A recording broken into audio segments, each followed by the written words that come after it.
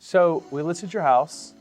We have a stack of offers now. We have multiple offers, and we have to decide which one we're going to pick. It's Matt here, and in today's video, I want to talk about what it's like to be a seller and how to choose the best offer when you have multiple offers to choose from. On the last home we listed, we had 15 offers.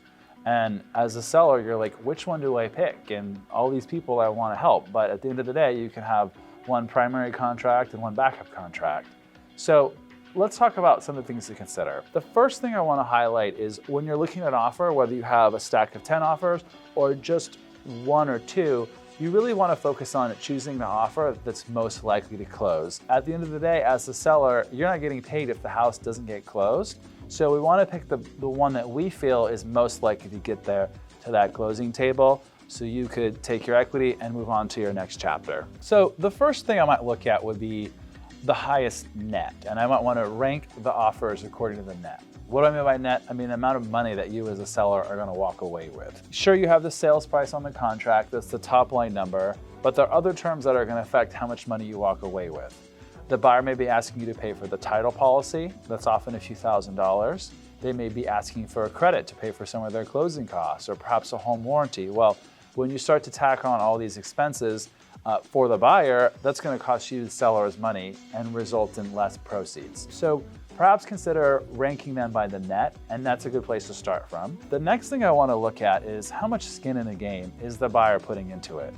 And what do I mean by that? Well, how committed is the buyer? Once upon a time, we can write an offer, we'd have an option period, that's an unrestricted right to terminate. The buyer can change their mind for any reason whatsoever. But once upon a time, we had them pay $100 for 10 days, and they could tie up your house for 10 days for just $100. Well, that's not a lot of skin in the game. In our evolving market right now, buyers are paying a lot more for the option period. And I would encourage you as a seller to look at that closely, because if a buyer is willing to put hundreds or not thousands of dollars on the line, non-refundable, well, they're pretty committed to your house. And then secondly, I might look at the earnest money. It's always been a rule of thumb to have 1%, but when a buyer comes with 2-3% earnest money, they're writing a big check to put in an escrow account. It shows a higher level of commitment than somebody who's barely willing to put 1% into there. So take a look at those two things. If the buyer's putting a lot of skin in the game, shows a lot of commitment, I also want to rank that pretty highly when I'm looking at multiple offers. So the next thing I want to do is take a look at the contract terms themselves.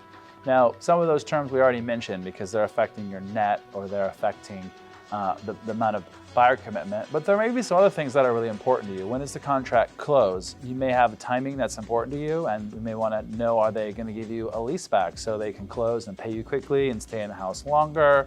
Perhaps they're asking for a home warranty. Perhaps they need extra time to have their financing approved. Or the really big one in our market today is, are they going to waive the appraisal, either full or partially? Those are things to consider because that's reducing your risk as a seller and making that more of a solid offer. So we want to take a look at all the terms. What I like to do for my clients is put all the contracts on a spreadsheet and outline each one so we can go across and compare terms across each contract to really decide the ones that work best for us. A couple other things to consider when you have all these offers to choose from here that's not on the offer itself, and that would be who you're working with on the other side of the transaction. There's definitely value in working with a top agent and having professionals. When you think about a buyer, it can be really emotional for them. It's a complicated process to navigate. And so as a seller, it's great to have on the other side a quality agent who you have confidence in their ability to help that buyer navigate the transaction and get past all the hurdles that will come up on the buyer side. So take a look at that. It's not the end all be all in your decision, but it's certainly worth considering when all of the terms are the same.